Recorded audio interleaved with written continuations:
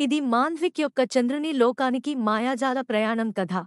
పర్వతాలు, పొలాలతో చుట్టుముట్టిన ఓ చిన్న పల్లెటూరిలో మాంద్విక్ అనే ఉత్సాహభరితమైన బాలుడు ఉండేవాడు. ప్రతి రాత్రి చంద్రుని వైపు చూస్తూ అది ఎలాంటి రహస్యాలను దాచుకుందో అనుకుంటూ ఉండేవాడు. ఒక రాత్రి మాంద్విక్ నిద్రలోకి జారుకుంటుండగా ఓ మృదువైన గాలి అతన్ని చుట్టేసింది. ఆ క్షణమే చంద్రుడి నుండి వచ్చిన ప్రకాశవంతమైన కిరణం అతన్ని మెల్లగా పైకి ఎత్తింది. మాంద్విక్ మేఘాలను, పక్షులను, నక్షత్రాలను దాటి చక్కగా ఎగిరాడు. ఆకాశం మాయాజాలంతో నిండి ఉంది. అతడు నవ్వుతూ ఎగురుతున్నాడు. ఒక మృదువైన తాకిడితో మాంద్విక్ చంద్రుని పైకి దిగాడు. పసుపు వెండి మెరుపుతో నిండిన ప్రదేశం ధూళి ముత్యాల్లా మెరిసిపోతోంది. ఒక చిరునవ్వుతో కూడిన శబ్దం వినిపించింది. చంద్రకాంతివలె మెరిసే ఓ అద్భుతమైన అమ్మాయి ప్రత్యక్షమైంది. ఆమె పేరు లూనా.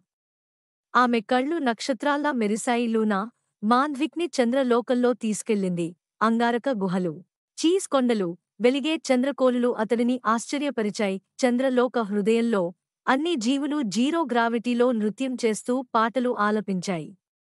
అది ఒక అందమైన ఉత్సవంలా కనిపించింది. లూనా మాంద్విక్ చెవిలో చెప్పింది, చంద్రుడు కేవలం వెలుగుగాక నీలాంటి కలలను పట్టుకుని వాటిని వెనక్కు ప్రకాశించేస్తాడు. నక్షత్రాలు మసకబారుతున్నాయి. నీవు వెళ్లాల్సిన సమయం వచ్చింది. లూనా ముచ్చటగా ముసిముసిగా నవ్వింది. మాంద్విక్ హృదయం నిండుగా ఓ చిరునవ్వుతో తలూపాడు. మరుసటి రోజు ఉదయాన్నే మాంద్విక్ నిద్రలేచాడు. అది నిజంగా కలేనా? కాని అతని దిండుమీద చంద్రధూళి మెరిసింది.